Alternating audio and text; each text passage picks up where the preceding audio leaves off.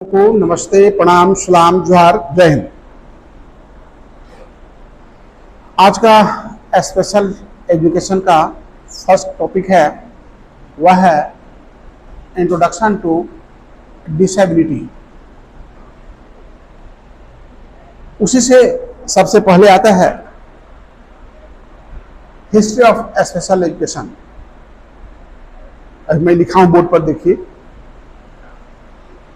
History of special education, विशेष शिक्षा का इतिहास। लेकिन इससे पहले भी आपको हम ले चलते हैं दिव्यांगता, विकलांगता। देखिए, विकलांगता एक ऐसी चीज है, दिव्यांगता एक ऐसी स्थिति है कि पहले भी था, आज भी है, कल भी रहेगा। आकाश में भी था, पाताल में भी था, गरीब के पास भी है, अमीर के पास भी है, नेता के पास भी है, चिकित्सक के पास भी है, धनी के पास है, अमीर गरीब के पास है, सभी के पास। कोई माँ के गर्भ से दिव्यांग है, कोई जन्म के वक्त दिव्यांग है, और कोई जन्म के बाद दुर्घटनाग्रस्त दिव्यांग है। और ओल्ड एज में तो सभी को दिव्यांग होना ही और होना है, चाहे वो डिस्ट्रिक्ट जज साहब रहें, CM PM रहें, या फिर प्रेसिडेंट ऑफ इंडिया कोई भी रहें। बुढ़ापा में हर कोई को दिव्यांग होना है। इतनी अच्छी चीज को हम लोग ढंग से पढ़ें, ढंग से समझें। अब मैं इसलिए कह रहा हूं कि यह सभी जगह है। कुछ एग्जाम्पल आपके बोर्ड पर हम लिखे हुए हैं। अब हम जानेंगे कि अध्यात्म के क्षेत्र में कौन है। तो अध्यात्म के क्षेत्र में महामुनि अष्टावक्र का नाम आता है। महामुनि अष्टावक्र, जिनका शरीर एक नहीं, 2, 3, 4 नहीं, 8 जगह से टेढ़ा और मेढ़ा था। और वे व्यक्ति मिथिला के राजा जनक के दरबार में उपदेश देने का काम किया करते थे। और वह दिव्यांग थे, शरीर में 8 जगह से टेढ़ा और मेढ़ा थे, और उनका नाम था महामुनि अष्टावक्र। ते अध्यात्म के क्षेत्र में थे। एक जमाने की बात है ना। तो दिव्यांगता आज नहीं, जब से हमारा सूर्य है, जब से आकाश और पाताल है, दिव्यांगता तब से है। राजनीति के क्षेत्र में देखिए, फ्रैंकलिन रूजवेल्ट, ये जो है पोलियोग्रस्त थे, और ये अमेरिका के राष्ट्रपति बने, फ्रैंकलिन रूजवेल्ट। तीसरा नंबर आता है आविष्कार के क्षेत्र में। आविष्कार के क्षेत्र में लुई ब्रेल, जिन्होंने ब्रेल लिपि का आविष्कार किया, और वे लुई ब्रेल दोनों आंख से नेत्रहीन थे। साहित्य के क्षेत्र में सूरदास, ये क्या थे? जन्मांध, कॉन्जेनिटल, जन्म से ही दोनों आंखों की रोशनी उनकी नहीं थी। और ये प्रख्यात कवि बन गए, जिनकी रचना सूर्य के ऐसा प्रकाशित करती है। यानी कहने का अर्थ है, इनकी कृति सूर्य से कम नहीं है। और ये क्या थे? दोनों आंख से नेत्रहीन थे। और आप लोग हिंदी पढ़े हैं ना मैट्रिक में? तो सूरदास की कोई कविता सुनाइए।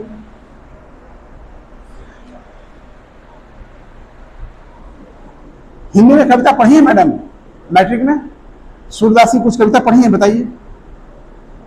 आप लोग नहीं बताइएगा तो हमें बताएंगे। बिना एग्जाम्पल का पढ़ाई बेकार है, आपको मस्तिष्क में जाएगा। तो सूरदास की पंक्ति क्या है, सुनिए। अरे मैया मोरी मैं नहीं माखन खायो, भोर भयो गौवन के पीछे मधुबन मोही पठायो। चार परे बंसी बट भटके, सांझ परे घर आयो। इसमें और आगे है, कृष्ण भगवान, एक कृष्ण भक्त थे सूरदास, और इसको किसने गाया है बताओ, किसने गाया है? सूरदास कृष्ण भक्त थे, और इस गाने को, इसमें और 4 पद हैं, बहुत अच्छे पद हैं, मुझे याद है, पर समय व्यवस्थित हम ना करके हम आगे क्लास को ले जाएंगे। लेकिन इतना बताइए कि इसे किसी ने गाया है, और ऐसा गाया है कि जब वो गाना गाया है तो सुबह का आनंद आ जाता है, शाम का अनुभव हो जाता है, और उसका नाम क्या है? वो तो गाए हैं, भजन वही उन्हीं का है।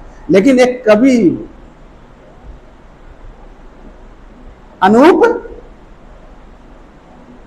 जलोटा, नाम सुने हैं? ये भैया आप लोग कुछ नहीं जानते, कुछ भी नहीं, कुछ तो जानो। हमने कहा ना कुछ पढ़ते रहो, घूमो नहीं, टहलो नहीं, 2 साल 24-26 रूम में पैक हो जाओ, जीवन घर, खाओ पढ़ाई। तो मुझे भी पूर्ण रूप में याद नहीं है, लेकिन हमको लगता है वही अनूप जलोटा थे जिन्होंने यह गाए थे, मैया मोरी मैं नहीं माखन खाए। और ये सूरदास की जो है ना, सबसे सर्वश्रेष्ठ रचना में एक है, और ये कृष्ण भक्त थे।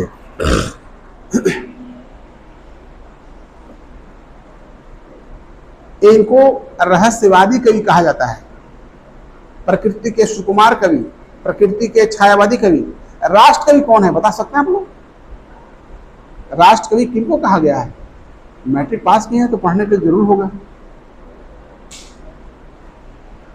राष्ट्र कवि का नाम जानते हैं? राखिए राष्ट्र कवि का नाम। राष्ट्र कवि, मानव जब जोड़ लगाता है पत्थर बानी बन जाता है, किसने लिखा है? राष्ट्र कवि दिनकर। देखिए टीचर कहला जाना, कह देता है लोग 4 बच्चे को पढ़ाइएगा, लेकिन इतना आसान नहीं है, इसमें बृहद नॉलेज की आवश्यकता होती है।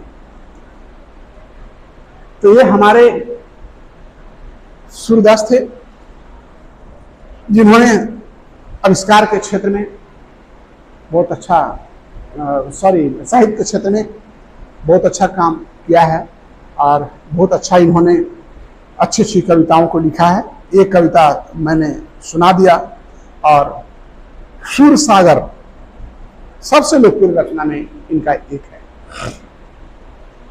इसके बाद युद्ध के क्षेत्र में ईगल्स बॉर्डर, ये दोनों पांव इनके कटे थे, और इन्होंने द्वितीय विश्व युद्ध काल में जर्मनी के 152 विमानों को मार गिराया था, जबकि ये दोनों पैर से कटा हुआ था, दिव्यांग थे, विकलांग थे, और इन्होंने जर्मन के 152 विमानों को मार गिराया था, जिनका नाम ईगल्स बॉर्डर है। तो युद्ध के क्षेत्र में महान थे।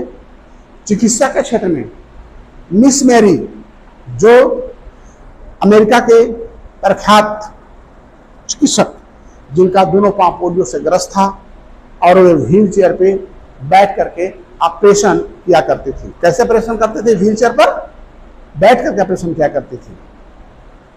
तो इन्होंने दिव्यांग होने के बाद भी चिकित्सा के क्षेत्र में बहुत नाम कमाया है। आगे है खेल के क्षेत्र में चंद्रशेखर। चंद्रशेखर जी जो हैं प्रसिद्ध क्रिकेटर अपने जमाने के रहे, और इनका बांह पोलियो से ग्रस्त था। क्रिकेट में तो जानते हो बॉलिंग करना होता है, और पोलियो से ग्रस्त थे, फिर भी महान क्रिकेटर कहलाए। इसके बाद आगे है पत्रकारिता के क्षेत्र में, पत्रकारिता के क्षेत्र में वेद मेहता अमेरिकी दैनिक पत्र न्यूयॉर्क के वरिष्ठ पत्रकार थे, और एक पत्रकार जो थे ये खुद नेत्रहीन थे और बने पत्रकार। तो भैया देखो, दिव्यांगता किसी काम में आड़े नहीं आती है, बशर्ते आपकी मन में लगन हो। आपके मन में लगन नहीं है, तो आप सही हैं, सकलांग होने के बाद भी आप सफल नहीं हो सकते। अन्य, लास्ट में देखिए मैंने अन्य लिखा है। कितने दिव्यांग लोग आईएएस भी बने हैं, जिसमें हमारे झारखंड में ही एक हैं और उनका नाम है राजेश सिंह, और वो दोनों आंख से नेत्रहीन हैं। जब उनको गया तो उनको छाट दिया लोगों ने कि नहीं, तो नेत्रहीन है, कैसे होगा। इन्होंने कोर्ट कर दिया, कोर्ट से जवाब आया कि नहीं, जिले को चलाने के लिए देखने की जरूरत नहीं, दिमाग की जरूरत होती है, और दिमाग इनके पास है, इनको पोस्ट दिया जाए, और तब वो बहाली हुई। तो देखिए, ये हमारा कहना यह था कि दिव्यांगता इतनी सस्ती चीज नहीं है, इस सब जगह व्याप्त है। जिस तरह से सूर्य, चांद, तारा, आकाश, पाताल है, उसी तरह से है। तो ये था आपका हिस्ट्री ऑफ डिसेबिलिटी, दिव्यांगता का इतिहास। अब हम आते हैं जो हमारा टॉपिक ऊपर में लिखा हुआ है, हिस्ट्री ऑफ स्पेशल एजुकेशन।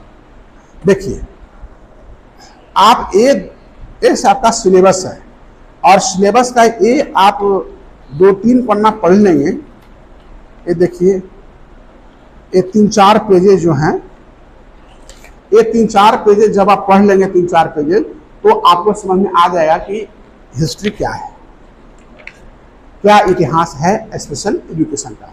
वैसे मैं संक्षिप्त में आपको बता दे रहा हूं। देखिए,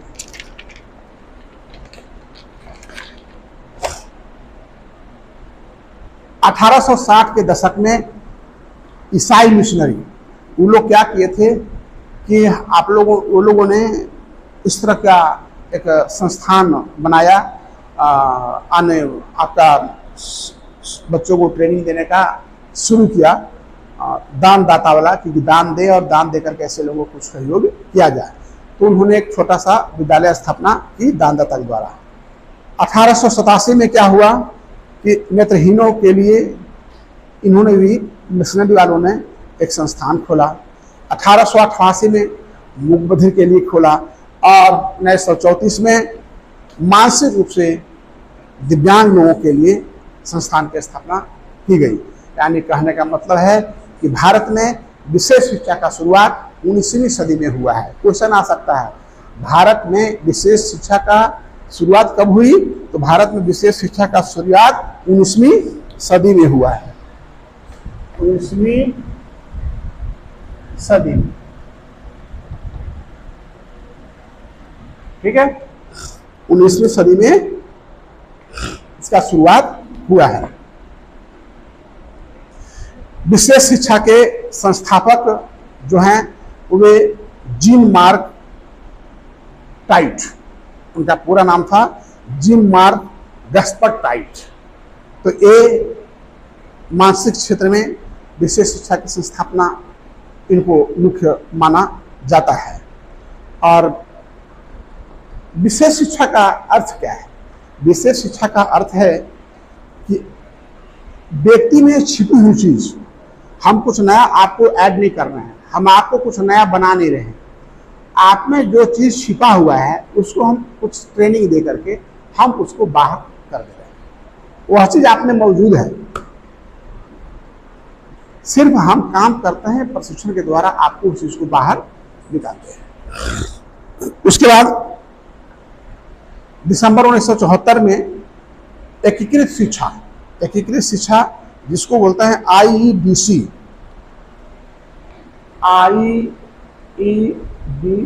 integrated education for disable children, जिसको हम लोग CWSN भी कहते हैं।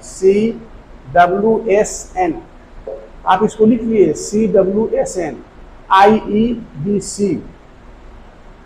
IEDC, इसको एकीकृत शिक्षा कहते हैं, IEDC। ये आपको 1947 में शुरू किया गया। CWSN, children with special needs. साथ ही समावेशी शिक्षा, उसको बोलते हैं इंक्लूसिव एजुकेशन।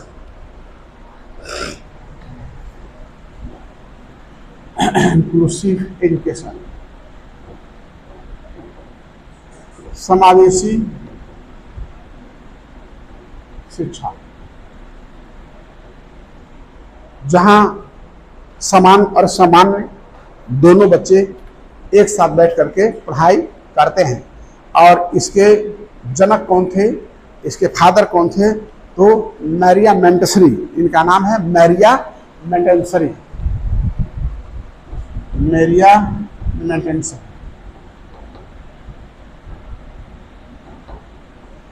इंक्लूसिव एजुकेशन के जनक थे। इसके साथ आपका अन्य चीजें जो और है उसको भी मैं बता दे रहा हूं, जो आपके लिए बहुत ही काफी कारगर होगा।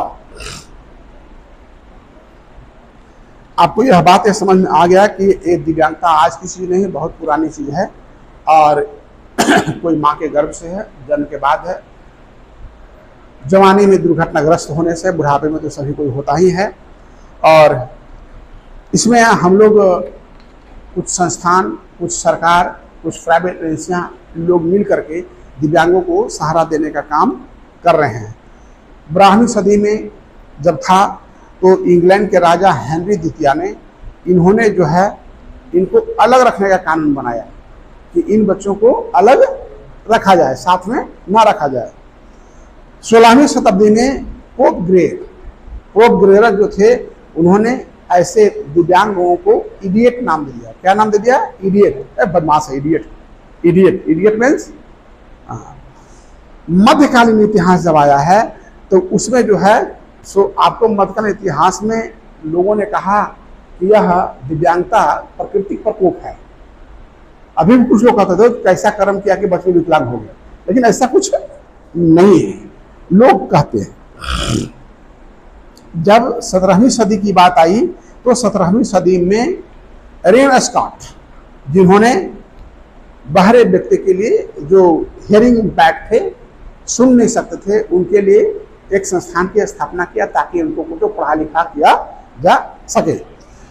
18वीं सदी जब आई तो रूसो लॉक ने इन दिव्यांग बच्चों के लिए मार्क इटार्ड, जो मैंने बताया था कि इटार्ड साहब ने मानसिक दिव्यांगता के क्षेत्र में काम किया है, तो उन्होंने 11 वर्षीय बालक को जो इंटेलेक्चुअल डिजेबल था उसको उन्होंने बुलाया।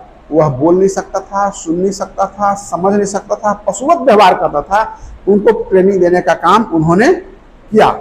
इसके बाद मैंने कहा कि हमारा विशेष शिक्षा कब आया है? 19वीं सदी में। 19वीं सदी में आया है। देखिए फिर यहाँ पर आ गया कि आपका एडेसी in treatment by psychological method, यानी मैंने वैज्ञानिक तरीके से इन बौद्धिक दिव्यांग बच्चों को ट्रेनिंग दी जाए साइकोलॉजिकल तरीके से। साइकोलॉजी भी आप लोग पढ़ना है, परसेप्शन है, बहुत सारी चीज़ें हैं जो पढ़ना है आपको। इसके बाद आपको AAMR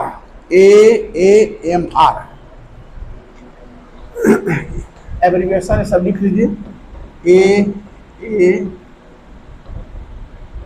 AAMR American association of mental retardation, American association of mental retardation, American association of mental retardation, AAMR है ना, AAMR American association of mental retardation की स्थापना की गई और यह 1863 में किया गया। और 1880 में जो है दिव्यांग लोगों को विशेष कक्षा की शुरुआत की गई। उसके बाद आपके 70 के दशक में माने 59 के लगभग आपको 1959 में जो है मेंटल हेल्थ एक्ट बनाया गया। अब मेंटल हेल्थ एक्ट बनाया गया और उस पर फिर कार्य किया गया। इसके साथ यूनेस्को, जो यूनेस्को का मतलब होता है United Nation Education Scientific and Cultural Organization, UNESCO, तो यूनेस्को जो है उनकी स्थापना किया और उन्होंने ब्रेल लिपि और डिफरेंट प्रकार के कार्य को करना शुरू किया गया। कहाँ से? यूनेस्को से, जिसका फुल फॉर्म होता है यूनेस्को का। आप मोबाइल में सर्च करेंगे, ऐसे मैं बता दे रहा हूँ, United Nation Educational Scientific Organization. इसके बाद साथ ही NIMH, उसको बोलते हैं NIMH। NIMH इसका अभी नाम बदल गया है, अभी हो गया है NIEPID, अभी हो गया है। पहले था NIMH, लेकिन अभी हो गया है NIEPID। मैं बता रहा हूं। तो देखिए, पहले 1984 में भारत सरकार ने बौद्धिक दिव्यांग लोगों को एक राष्ट्रीय संस्थान की स्थापना की सिकंदराबाद में, जिसका नाम NIMH रखा गया था, national institute of mentally handicap. अभी उसका माननीय प्रधानमंत्री मोदी जी ने कुछ वर्ष पहले इसका नाम national institute of empowerment, national institute empowerment person with intellectual disability कर दिया है नाउएडेज। इसी के तहत एक 1985 में आपको RCI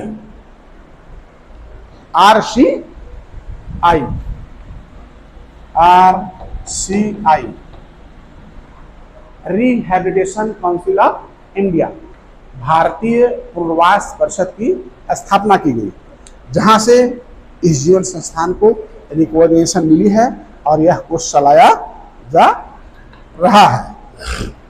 तो आज जितना जो हमने बताया, ये आपको, पहले तो मैंने यह बताया भाई दिव्यांगता क्या है, और कोई नई चीज नहीं है।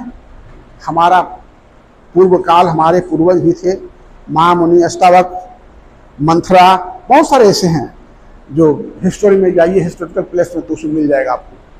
इसके बाद हमने सभी क्षेत्र में बताया कि हमारा दिव्यांग ऐसा नहीं है कहीं अछूता है, सभी क्षेत्र में हमारा महान अपना हस्तियां, अपना झंडा फहराया है। और साथ ही साथ हमारे देश में कब विशेष शिक्षा लॉन्च किया, किस सदी में शुरू हुआ, RCI कब स्थापना हुई, NIMH कब स्थापना हुई, तो इतना से मैंने बताया। बाकी आपको प्रोस्पेक्टस आज हम आपके ग्रुप में भेज देंगे, और ग्रुप में प्रोस्पेक्टस देख लीजिएगा, निकाल लीजिएगा। आप हमारे यहाँ से भी निकाल सकते हैं। उसको शुरू का जो 2-3 पेज है वो हिस्ट्री ऑफ स्पेशल एजुकेशन ही है। तो आज का हमारा खत्म होता है। जय हिंद।